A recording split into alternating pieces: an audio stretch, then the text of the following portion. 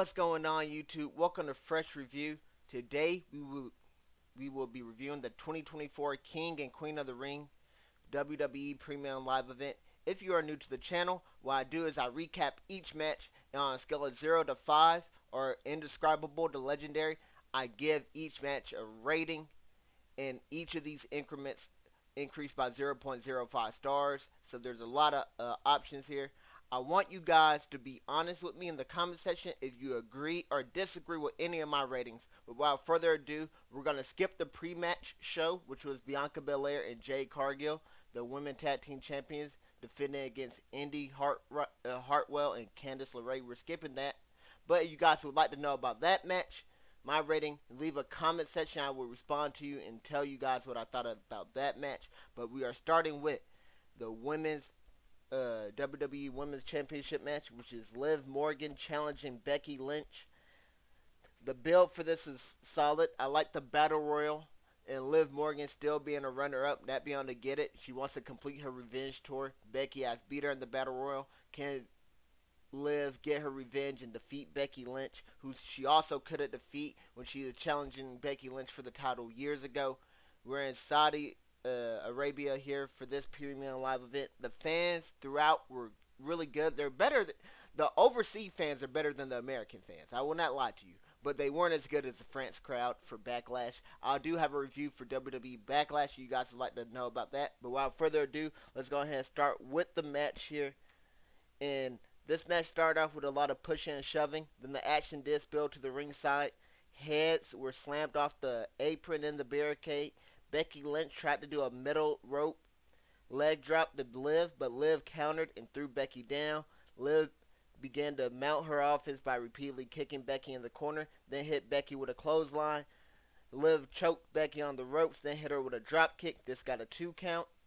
Liv slaps Becky and slams her head into the top turnbuckle. Liv sends Becky into the turnbuckle again, rolls her up, but Becky kicks out. And when she kicked out, Liv went flying into the turnbuckle herself. Then a double clothesline happened. Both ladies are down in the center of the ring. They get back up. They begin to exchange blows. Becky gains the advantage and does her comeback. Becky hits Liv with a top rope missile drop kick. Near fall. Becky goes for the disarm her. Liv rolls through to escape. Liv delivers a springboard code breaker. Near fall. Becky avoids Liv's attack and delivers a backbreaker. Near fall. Liv delivers her own missile drop kick.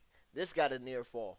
Becky counters Liv's oblivion into a slam. It wasn't the manhandle slam, it was just a regular slam. This got another near fall. So there have been a lot of near falls throughout the match, but they weren't like amazing false finishes. I'm like, the match is right now. This match isn't very good. So a lot has been happening, but nothing really that got you off your seat. Now, both ladies go for roll-ups. We get 2 more near falls. Liv delivers a Shining Wizard. We get another near fall. So a whole bunch of 2 counts are going on here. The ladies trade haymakers once again. Becky counters Liv's springboard into a slam and a disarmer. This time she actually applies the disarmer before Liv could roll through. But Liv does eventually reverse it and applies the Rings of Saturn submission. Becky escapes and reapplies the disarmer again. Dirty Dom makes an appearance out here.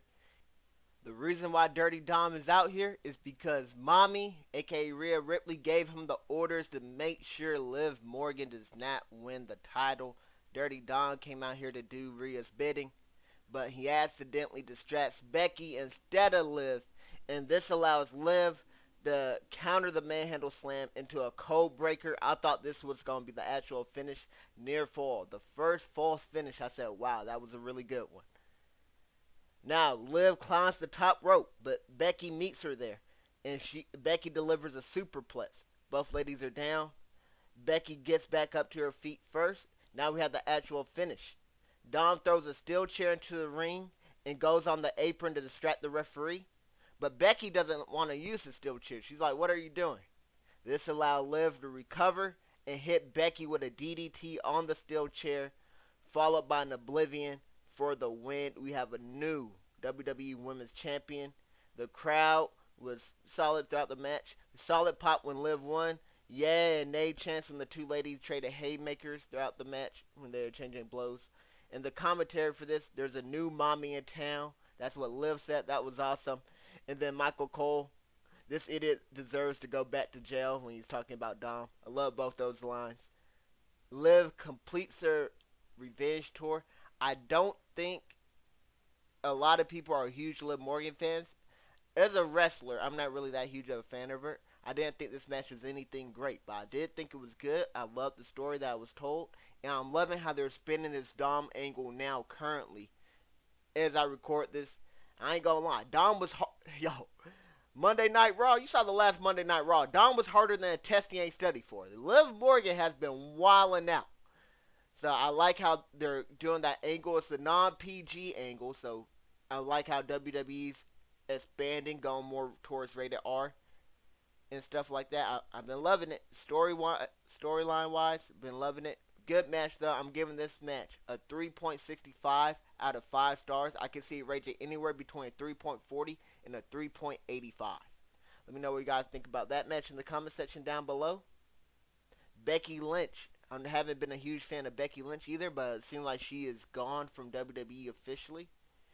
I don't think she's under contract anymore. She might return though. She might sign a new contract later. She might be going to go be a mom. She might fake retire like AJ Styles did. I don't know what we have in store for Becky Lynch next, but I wish her the best in her future endeavors. And now we have our next match, which is Chad Gable versus Bronson Reed versus Sami Zayn. And I have been loving this feud between Chad Gable and Sami Zayn. It is continued building, and it will probably be the conclusion at Clash at the Castle. So you guys want to see me review that? Let me know in the comment section down below. I'm gonna review it regardless. But just leave me some comments. I help the algorithm stuff, and leave a like. These videos aren't too tough to do, but they are time consuming. So I do appreciate every like and every comment. But without further ado, subscribe for that Clash of the Castle review that'll be coming out before SummerSlam. No guarantees when it will come out, but it will come out before the next WWE PLE. And let's go ahead and dive into this WWE Intercontinental Championship match, which starts off with Sami Zayn hitting Bronson Reed with a splash over the top rope. Zayn hits Gable with 10 punches in the corner. Reed catches Zayn top rope elbow and chokeslam him onto Gable. Gable mauls Zayn, who is stuck in the apron.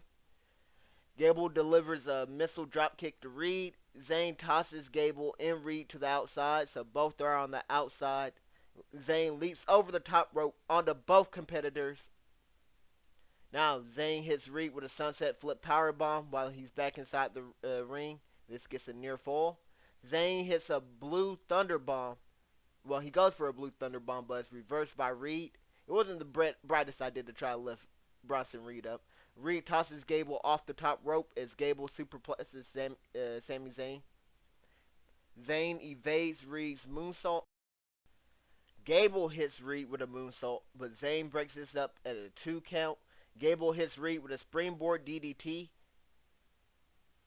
Sami Zayn hits Reed with a springboard DDT, but Gable breaks this up with an ankle lock. So instead of just breaking up the pin like how they normally do, he went in and picked Sami's ankles. I love when the wrestlers do that. And also, I didn't say this about Bronson Reed's moonsault, but seeing this big dude do a moonsault off the top rope is actually insane.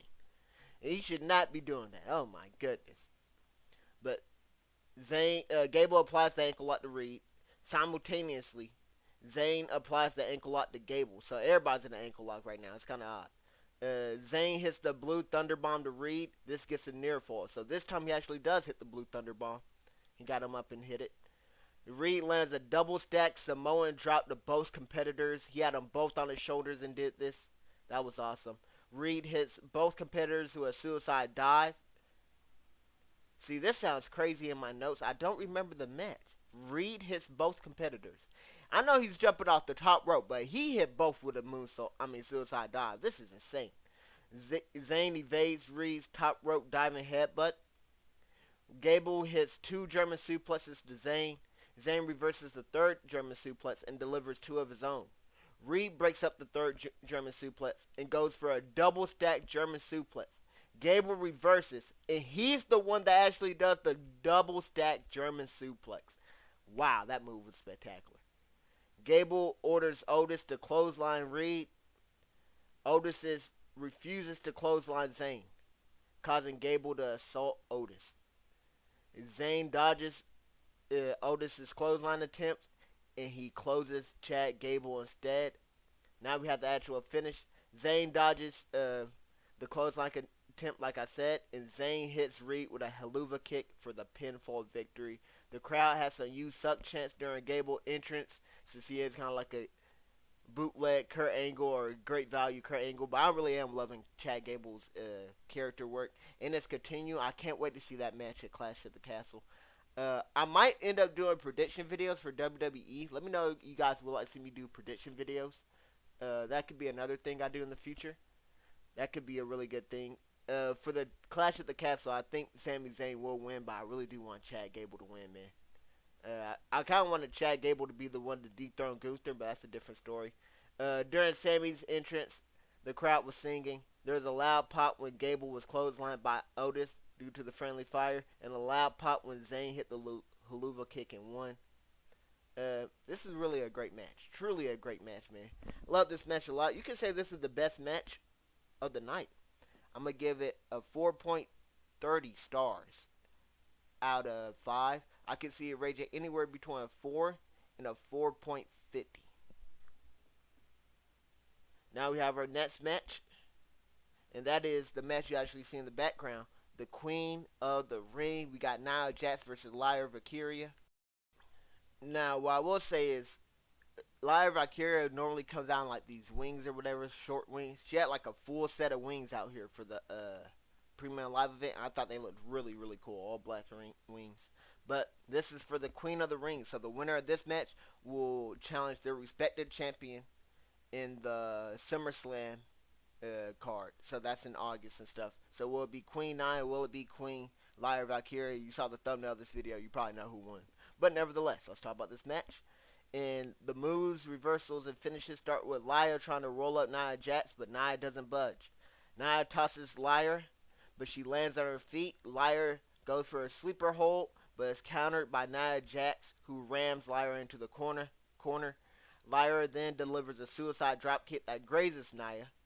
Nia grabs Lyra and slams her into the corner. Nia delivers a strong Irish whip to Lyra that drops her. Nia locks in a half Nelson submission and ragdolls Lyra to the ground. Lyra counters with a jawbreaker followed by a series of kicks. Nia counters Lyra's Shining Wizard attempt with a Samoan drop. Nia goes for the bonsai drop, or the Annihilator you could call it, but Lyra evades this. Lyra's suicide baseball slide is caught by Nia, but Lyra counters into a face buster. Lyra delivers a top rope drop kick followed by a tornado DDT. This is our first near fall of the match. Nia delivers another Samoan drop. Lyra evades the bonsai drop, or the Annihilator, and delivers a double stomp to Nia, hanging in the corner. So Nia was upside down in the corner. I want to say in the trio woe position, if I'm not mistaken. Lyra delivers a top rope leg drop to Nia's neck, near fall. Lyra tries to lift up Nia, but that backfires drastically. I don't know what she was thinking here. Nia crushes Lyra into the corner and goes for a top rope Samoan drop. So Nia has Lyra on top of her shoulders and is going for the top rope Samoan drop. This will end the match if this lands, but Lyra is able to escape. Lyra counters, right, and she's going for a sunset flip power bomb, but Nia wasn't having it. She just sits down on her Annihilator right then and there, erases Lyra from existence. I mean, listen. This was actually gruesome. We talked about the Liv Morgan and Dom stuff might not be in PG and rated R. This is rated R. This was a horror movie. When Lyra got crushed by this Annihilator, I was like, I kind of want Lyra to win. So I was like, oh, she might kick. No, she's not kicking out. Before the referee even hit one, my realization, like, she might not, her career might be done. Like, it was gruesome what just happened. Oh, this Annihilator was vicious. Nia Jax wins, though. I think that was the right decision, though. I was cool with either of these ladies winning. I have really enjoyed Nia Jax's return. I didn't care too much for her when she first was gone, but I really did like her versus some cruisers. So Alexa Bliss and Sasha Banks, I feel like she had some really good matches against the Cruisers. A lot of people gave her slack for injuring some people, but injuries happen. I'm not going to fault Nia Jax for anything for that. But she has been great since returning. And Triple H presents Nia with the Queen of the Ring crown. And these crowns look a whole lot better than the King Xavier Wood crown from a couple years ago that Roman Reigns stomped all over and had the Usos crown him and stuff. Like, these crowns look awesome. It's not Triple H gets presents Nia with that, and Nia does her trash talk after the match. I thought this was another great match, though. I really did. I could see this ranging anywhere between a 4 point. Well, let me give my grade. I'm giving this one a truly great score of 4.25. Thought this was a great conclusion to an awesome tournament, and I could see it ranging anywhere between a 4 and a 4.40. I don't think it's as good as the Intercontinental match, but it's right there. You're splitting hairs. On the flip side, we have the men's, the King of the Ring, and this is Gunther versus Randy Orton. This was another really good tournament setup they did. And now the winner of this match, just like the women's one, will go on to face their representative champion at SummerSlam. So Gunther wins, he would face Cody Rhodes, Logan Paul, or AJ Styles. If Randy Orton wins, he will face Damian Priest or Drew McIntyre, depending on what the future holds. Now let's start with the moves. This match started off really physical and physical all the way throughout. It started off with a collar and elbow tie-up, but like I said, it was a physical one. They're pushing each other on the ropes and stuff. They exchanged arm locks. Then Orton applies a headlock and takes Gunther down with a side headlock takedown. Gunther stands up and delivers 3 thunderous chops to Orton. Orton catches the 4th chop and delivers a series of punches and European uppercuts. Orton hits Gunther with 10 punches in the corner. Gunther evades Orton's RKO attempt. So Randy went for it early. Gunther had the counter ready. Gunther delivers a chop that drops Orton. This allows Gunther to take the advantage.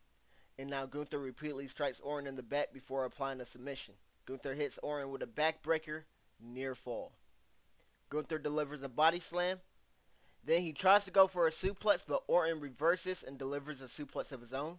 Orton goes for his comeback, but Gunther avoids the power slam attempt and lands his own clothesline. Gunther's power bomb is countered into a scoop power slam, so now Randy Orton gets the scoop power slam. And then Gunther rolls out to the apron, but I didn't like how Michael Cole said, it's a smart play by Gunther to roll out to the apron. I'm like, that's the danger zone. Because Orton soon hit him with a middle rope DDT. Now Orton, he's going for the RKO again, but this is countered into a Gunther counters the RKO and he lands his own scoop power slam or scoop slam, not scoop power slam, just a scoop slam, and he also lands a frog splash. Gunther goes for another frog splash, but Orton rolls out of the way and lands an RKO. Gunther rolls out of the ring to avoid the pinfall. Now that was the right time to roll out of the ring. Now Orton does 2 back body suplexes onto the announce table. His patented one where he lifts him up and just drops him. He did 2 of those to Gunther. He rolls into the ring to break the count, but this allows Gunther to recover, and Gunther slams Orton into the apron. Gunther's powerbomb is countered to a back body drop. Orton lands another back body drop onto Gunther. This time Gunther hits the announce table because of it. Gunther kicks Orton's damaged knee as he was entering the ring. Gunther applies a single leg Boston Crab, but Orton fights his way out. Gunther targeted the leg throughout this whole match. And now we have our actual finish. Orton, out of nowhere, he lands the second RKO. And Gunther kicks out at 2. But when he kicked out, Orton tweaked his knee. Gunther rolls up Orton for a 3 count. And Orton's shoulders were obviously up.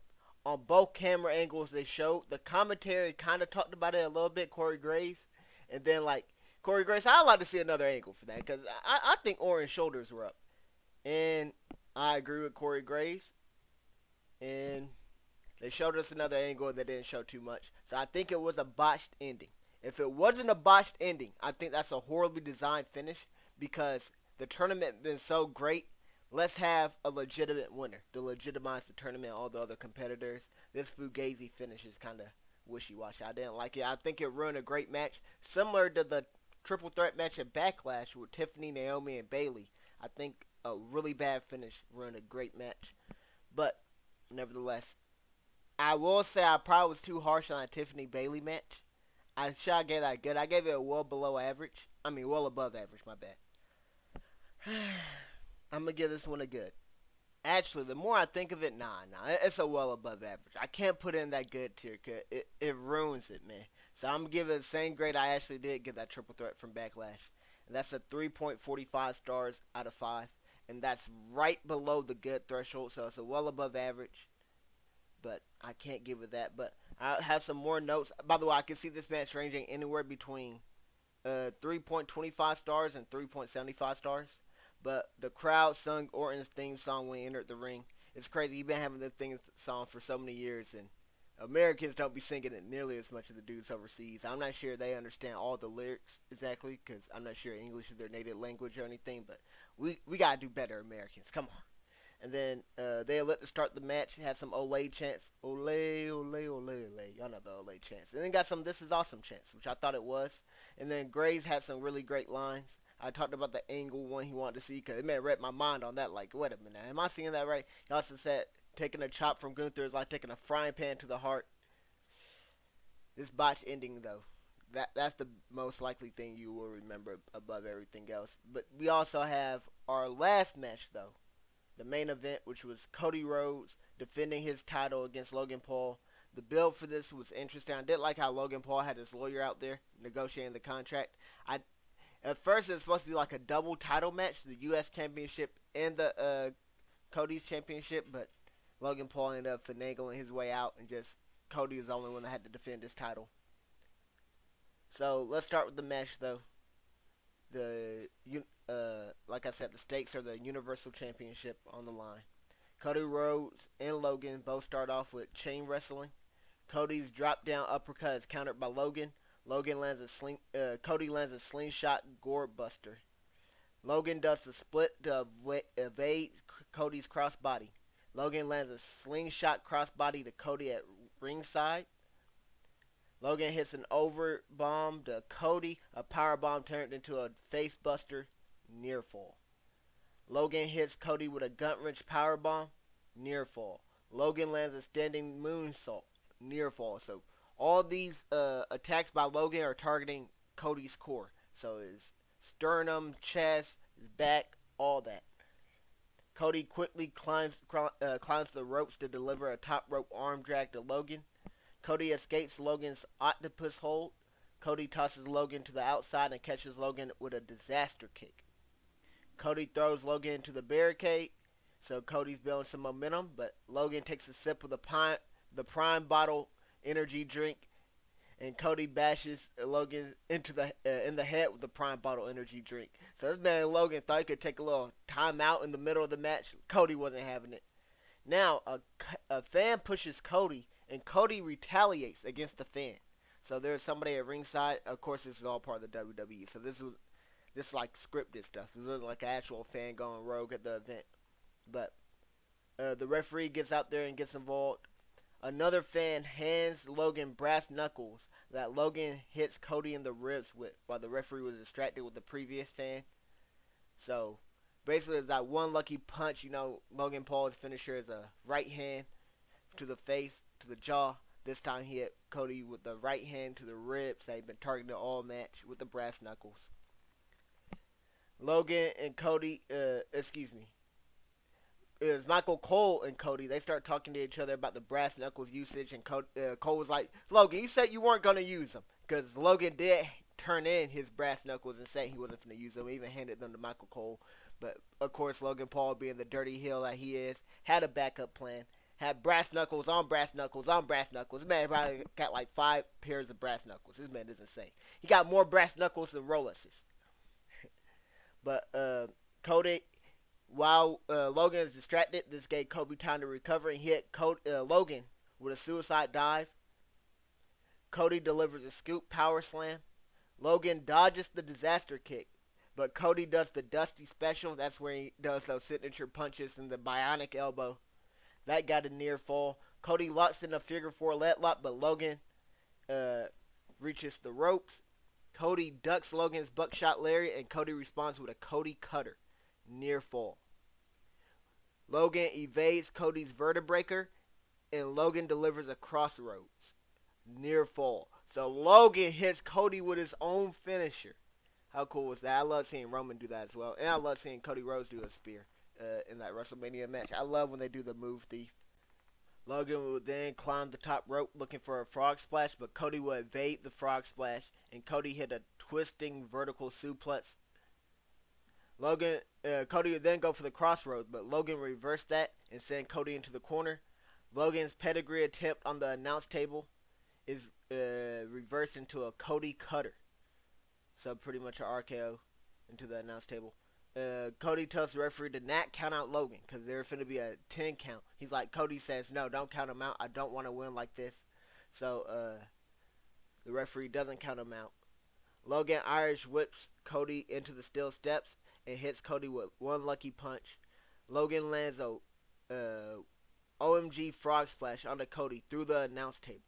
So he climbs the top rope, got Cody laid out on the announce table, jumps off the top rope through the announce table.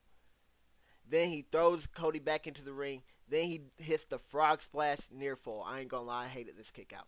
It's a great kick out because, like, oh, is he really gonna kick out? We're having a new champion, so it's a great false finish, but also it's like, this is some Super Cena stuff where John Cena used to kick out of anything and everything. We're talking about one lucky punch, a frog splash through the announce table, and a frog splash in the ring. That is 3 finishers this man just kicked out of. That was nonsense, in my opinion.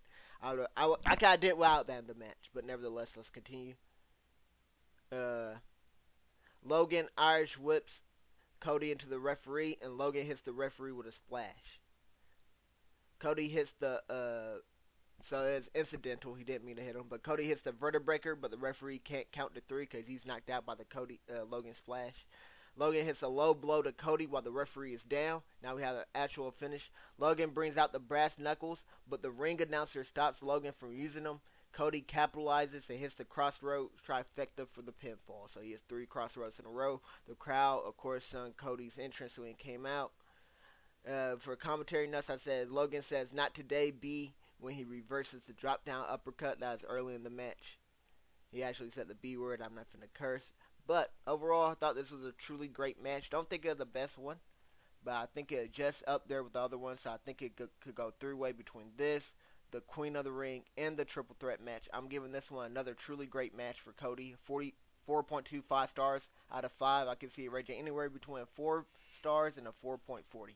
And that will conclude this video. So as always, thanks for watching. I hope you guys enjoyed. I hope to see you guys on the next one. Let me know what you which match you guys agree with or disagree with the most, and subscribe for more content. Clash of the Castle should be coming out in a week or 2.